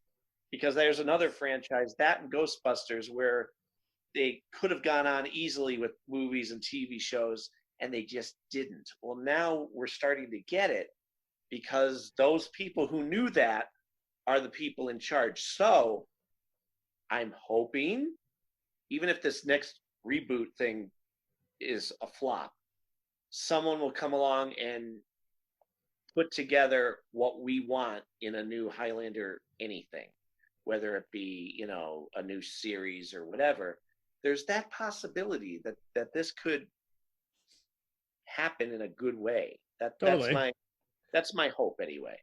Absolutely, because this can be remembered in the best way possible instead of, I see every once in a while people talk about Highlander. Oh, it's cheesy fun. I'm like, well, maybe to you, but it is an overall kind of inspiring for a fantasy guy. If you read or have watched fantasy, it's pretty much a cool template of what a fantasy show should look like. So I can see why people hold this dear to their heart. And like you say, you just said Final Fantasy. It's like, yeah, I definitely see a lot of video games, or let alone gamers, kind of react to this in a certain way, because it's like it's kind of got what you want for adventure storytelling. And I meant to rate it. Highlander 2, I'd still rate as a 2 out of 5 because it's just a flop, and it's got ideas, and it's everything the franchise shouldn't have been, but it's kind of what it almost went in the direction of. And then, of course, the Source and the Sorcerer, I definitely give those both a 1 out of 5. Those are just terrible. But yeah, let's hope this new movie, it's okay, if anything, and just gets people interested in Highlander again. But I love how there's still conventions of this. Like, they just released a Blu-ray trailer of the entire show. It looks gorgeous. They have gone in and they have remastered it. They haven't just done a typical, quick transfer. It looks so well remastered. You would sworn, it always looked that way. It's beautiful. It's funny because they weren't going to release that. Like last year, I saw the cover. They forced their hand. They sold it to VMI or something, who's been buying all these obscure TV shows. And yeah, because originally I saw the cover and I'm like, that's a great box cover. That alone, I would buy a poster of. And then they went, yeah, it's not coming out on Blu-ray. It's too expensive. And now all of a sudden, like, because of what you said, okay, now it's coming out. I think they forced their hand a bit. They showed it at conventions, and the positive reaction was there. And so it's like, and I'm sure Peter Wingfield and Adrian Paul might have pressured them and said, hey, if I'm going to be at this panel, I don't want to have to disappoint a fanboy who's wondering when this is coming out. Just get this done. And let's hope that sell goes well. Obviously, it'll be at the usual price, $50-$60, but I guarantee you there's bound to be plenty of people who are already probably pre-ordering that. And they'll give you bonus stuff too. I think they did. I think they recorded commentary and select special features. So I'm glad that VMI, if I'm saying it correctly, is following Shout Factory in the whole let's revisit a popular TV show. Definitely. Well, thank you all so much for being on here. I'll let you guys plug your shows. Travis, what do you got coming up? So I do a couple podcasts. One is Real Comic Heroes, and we go through a big list of comic book and other genre movies. We started with Superman and the Mole Men from 1951, nice. and have been moving, till closer to the present day ever since. So as of this recording, we just talked about The Crow, City of Angels, and we did The Phantom from 1996. So I'm surprised we didn't talk about The Crow, because that's often that and The Prophecy, which was by the same writers, Highlander, are often cited as big influences. By Highlander. Sorry, go ahead. So yeah, you can find that show, just Real Comic Heroes, real with 2 E's. And then I do a comic book podcast called Marvel Events Timeline, and we're going kind of in the similar fashion of starting at the beginning. We started with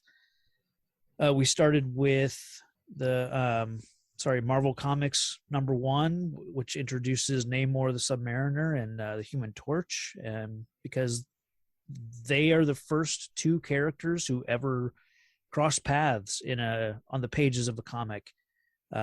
You would have, you might have thought it was Superman and Batman, but they don't meet in the pages of a comic until like 1956. Right.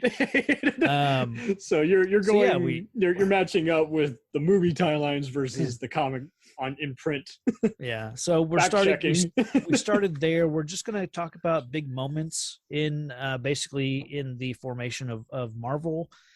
And eventually we'll get to stuff like, the Infinity Gauntlet, event or stuff like that. But we're going to focus on events and, the big, huge moments in the history of Marvel. So totally. Should be fun.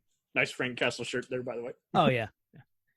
All right, Mac, what do you got cooking?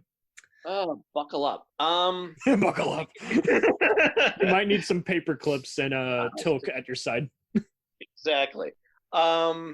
To make it easier on everybody, I have a network to store all of this stuff called the Forever Adventure Network. And within it, there's music, but there's also, I do 2 podcasts.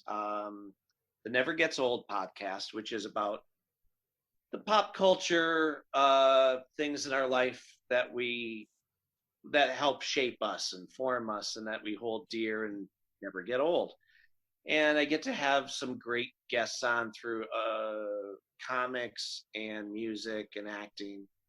So that's always fun. I have the MacGyver podcast, which celebrates the inspiration of Richard Dean Anderson and his iconic characters. So I get to have people on from MacGyver, Stargate. Sometimes we'll do an episode review, tell stories from our life. Basically my whole point of the whole network or anything that I do is to celebrate the good in life. So I have those, and then I just released the 14th episode of my audio series, the MacGyver SG-1 audio series. Fun crossover. Yep. Right? Well, because I don't know about you guys, but when I watch a show, sometimes it'll jump out at me how easily it can slide into other shows. And speaking of Highlander, years ago I read a great fanfic called Full Circle, where MacGyver and Duncan MacLeod knew each other from the 80s forward. And when this was written was during well, Richie was still alive. So it was the best fanfic I ever read. It captured the essence of all the characters. So my audio series is I write it, perform it, produce it, blah blah blah blah blah. It's a lot of work. You did good. You do good with the voices, though. I mean, that's some serious effort. So, but the basic idea is MacGyver and Jack O'Neill find out that they're twin brothers that didn't know about each other, and so now both of their worlds have to combine. So you get to have them deal with each other's enemies, each other's friends and family, and also where they get along and where they may clash and have to find, because Jack O'Neill is a common ground military man, and he uses guns, and when he has to team up with his brother, MacGyver's not too crazy about guns. Nope. Only to knock people out. Yeah. That's pretty good. Thank you. And they get to have that sort of tension, but at the same time, they also love to go fishing and, love the wilderness and hockey. So I get to play around with all of those aspects of these characters. And also, I have to keep everything, what's the word? It can't conflict with either show. Like, it can't contradict what's already happened. So it starts, like, say, timeline, it starts at the 3rd season of SG-1 all the way up to present day. So depending on the story I'm telling, it might start, today. Or it might have, this chapter may be from 10 years ago. But it's fun. You ever need any additional voices or sound effects, I can help you. Yeah, because honest to God, it's a lot of work. But the payoff is, hopefully, I have enough twists and turns that it keeps people on the edge of their seat. And after 20-some minutes of listening, there's a cliffhanger typically at the end that makes you go, oh, crap, I got to see what happens next. Well, I'll just give you an even bigger compliment, because fan fiction is often frowned upon, and it's just good to see that you can be a voice of that. Just say, hey, the only thing people who understand it better than anyone else are fans. Right. And we'd rather see someone do their take on it versus just endless sequels that have too many creatives who aren't familiar with the source material. Exactly. And first and foremost, it's not about me. It's about trying to give us more of what we love. Like, I can't, wouldn't it be great if it doesn't match with the characters or the story, you can't do it. You know what I mean? Like, you guys ever watch Dead Zone? Yeah. Okay. I did an episode where Jack has to go talk to Johnny Smith to see if he could find, a connection to find MacGyver, who, little teaser, is trapped off-world somewhere. And he has no idea how to get him. And even though he's a skeptic to, like, psychics, like, I'm not going for that. What, are you kidding me? He's so desperate that he follows this lead that leads him to Johnny Smith from the Dead Zone. And Perfect. Yep. And if ever there's a way to have him cross over, have my audio series have Duncan MacLeod or anybody from that universe show up, if it makes sense for the story, I will do it. I just haven't found it hasn't led me there yet. I'm just kind of at the there's so many shows that could have existed with one another had they been owned by the same parent company or just had similar writers. And then at the same time you realize, yeah, fans should probably work on it together because the creators might not get along necessarily, Yeah. Just imagine Goa'uld and Immortals. Oh yeah, right.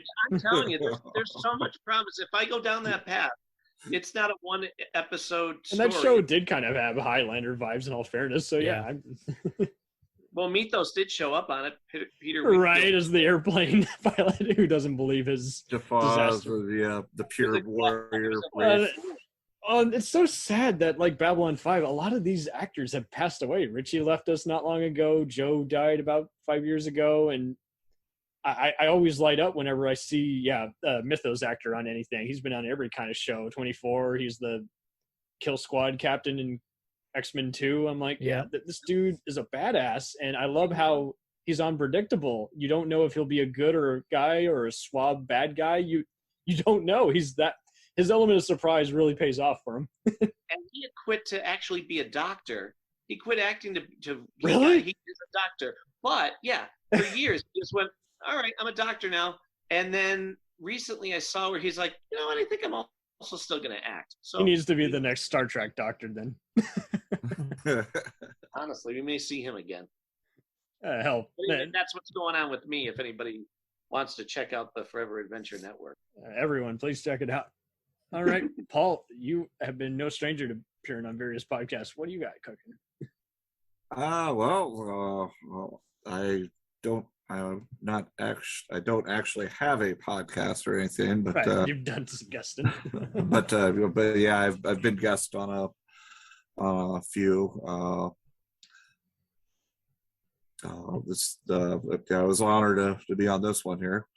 Yeah, a long time coming. We've been playing. Yeah, this about, like, 6 months most of the now. ones I've been on, they've all been pretty much geek culture, things like that. But yeah, yeah, I'm still kind of shy, I guess. But I didn't mean to put you on the spot, but I accept that. I totally did. So yeah, everyone, Highlander fans listening, keep supporting the works out there. Watch the other movies. Listen to the Blood of Kings podcast. Buy all of Adrian Paul's movies. You want to see a better? One called, the Rewatchers is a Highlander. Oh, I will check that out. Good title. That's a great good name. Oh, that's a nice name. You want to watch a better movie with Mario Van Peebles and Christopher Lambert? Check out Gunman. That's a funny movie. Yeah, thank you all for being on here. This was a perfect summary and just, again, positivity, which is what we look for in these kinds of podcast ordeals. So. Yeah, thanks for having us. Thank you all for hopping aboard. And you. Hopefully you don't have to engage in any swordplay later. I've got one. I'd like to, close but- by. So we'll return after these messages. JURS podcast is proud to promote AutoCorrect, an independent film company with experienced industry professionals who can serve all your film industry needs. They include self-tapes, voice actor recordings, demo reel editing, script revisions, headshots, and much more. They're Actor Correct at your request. Book them on Instagram. Hey, feeling down? Feeling low? Not enough podcasts about movies in your life? Why not try They must be destroyed on sight. the new Podcast Cure-All, sure to get you right with the world and on a path to better living. We have exploitation, we have Italian horror, we have zombies, we have slashers, we have crime films, we have spaghetti westerns, we even have sci-fi and sex comedies. So take a dose of They must be destroyed on sight. as needed, and let the hosts, Lee Russell, Daniel Harper, Paul Romali, and the odd guest host cure what ails you. Warning, may cause atrophy, African consumption, black fever, bone shave, chin cough, colic, cramp colic, dropsy of the brain, elephantitis, grocer's itch, jaundice, mania, miasma, mortification, palsy, Pott's disease, rheumatism, scurvy, St. Anthony's fire, summer complaint, and worm fit in some people. Consult a physician before listening.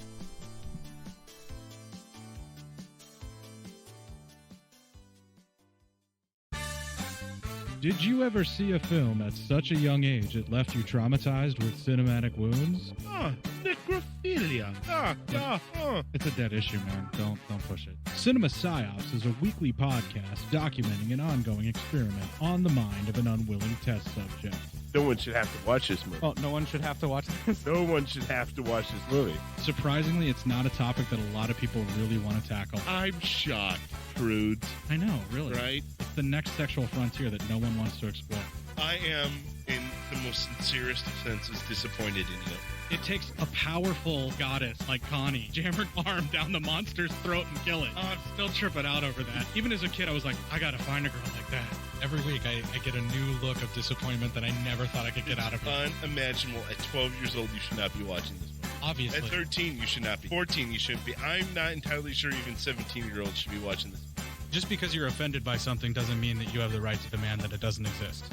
watching this film again, I had all of this like little nerd glee with everything that kept little popping history up. all popping up absolutely. at you. So I totally loved this film. Hey, I know why you couldn't see that. It's because your brain's warped watching this shit at 12 years old. Yeah, this is a rough movie. I told you ahead of time when we were getting ready to do it that it was. How gonna be did a you rough watch one. this shit at 12? Because physical wounds heal, cinematic ones don't. Listen to Cinema Psyops. Hey everybody, I'm Corey. And I'm Zach, and we're the hosts of Podcasting After Dark, a cast dedicated to late-night horror and sci-fi of the 80s and 90s, often found on HBO and Cinemax. You know, the movies your parents didn't want you watching as a kid. You can find us every other week on Apple Podcasts, Spotify, Podbean, and Stitcher. This is what you want. This is what you get. Greetings, friends. My name is Dean Legero, and I'm the host of the 3324 podcast. I invite you to join me and my lifelong friend Eric Kuber to come with us as we discuss the music and movies that shaped our life.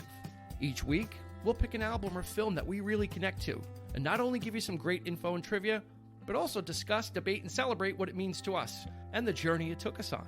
We also look forward to hearing from you and giving us some of your picks for us to check out and discuss. I think it'll be a really fun experience, so come along with us for the ride. You can find us on your favorite podcast provider and at 3324.buzzsprout.com. Thanks for your time, and welcome to the 3324 family. It's time, let's check our cue, baby. Pair it with a couple brews, baby. We love good movies. We love the bad ones too. So we watch them all and pass their lessons on to you. Oh yeah.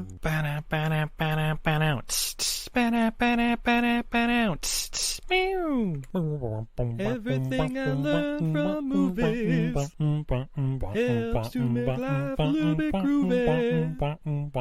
Whether one laughs, plot holes, or gratuitous movies, it's time to get busy with your friend Steve and Izzy at eilfm.podbean.com. We now continue with our program.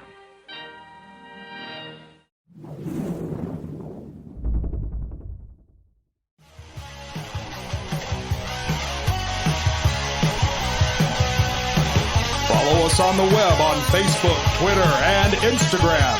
The podcast is available on Podbean, Spotify, iHeartRadio, Anchor, Apple, and anywhere else podcasts are available. Feel free to review our show and leave comments on any of those sites. Thanks a million for listening. It's a jacked up